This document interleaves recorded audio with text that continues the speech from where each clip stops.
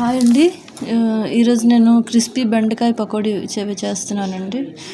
ఇది పిల్లలు ఈవినింగ్ స్నాక్స్లో చాలా బాగుంటాయి అండ్ పెరుగన్నంతో కూడా బాగుంటాయి. పిల్లలు పెద్దలు కూడా ఇది ఇష్టపడతారు.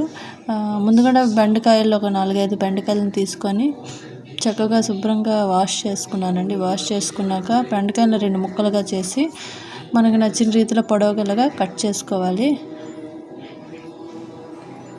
కట్ చేసుకున్న తర్వాత గిన్నెలోని శనగపిండి 1 స్పూను, పెద్ద స్పూన్లు అండి, ఆ మెజర్మెంట్కి తగ్గట్టు నేను వేస్తున్నాను. తర్వాత బియ్యం పిండి 1 స్పూను,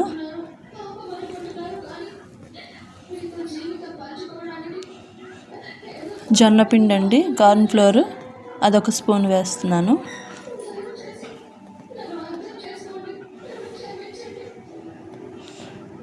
తగినంత జీలకర్ర,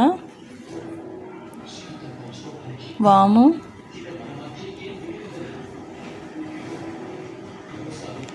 తగినంత ఉప్పు,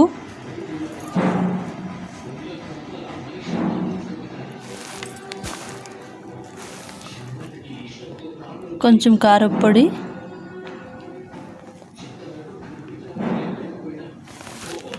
కొంచెం గరం మసాలా పొడి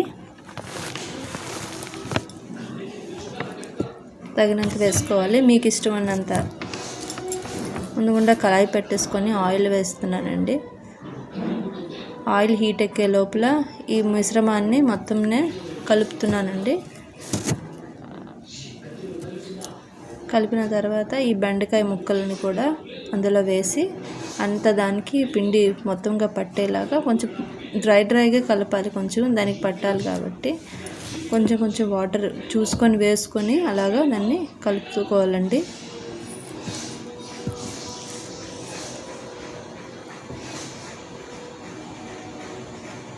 శుభ్రంగా దానికి మసాలా పిండి మిశ్రమం అంతా శుభ్రంగా దానికి పట్టిన తర్వాత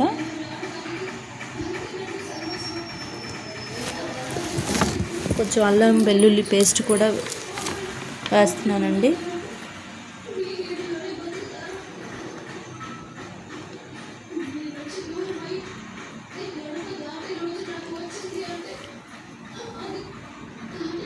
శుభ్రంగా మొత్తం కలియబెట్టుకొని ఆయిల్ అప్పుడు హీట్ ఎక్కిపోయిందండి.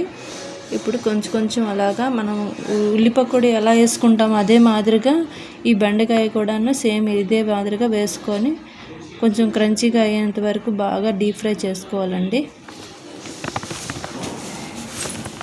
సాధారణంగా స్నాక్స్గా వాడుకోవచ్చు, లేదా సాంబార్లోకి పెరుగన్నంలోకి కూడా బాగుంటుంది. ఎవరికి ఏ విధంగా నచ్చితే ఆ విధంగా తినొచ్చు, కానీ బాగుంటాయి.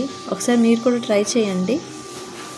బాగా బంగారు వర్ణంలోకి వచ్చేసాయి కదండి. దీన్ని మనం తీసేసుకుందాము. చూసారు కదా ఎంత చూడడానికి క్రంచీగా కనిపిస్తున్నాయి కూడా, చూడడానికి కరకరలు ఆడేటట్టు.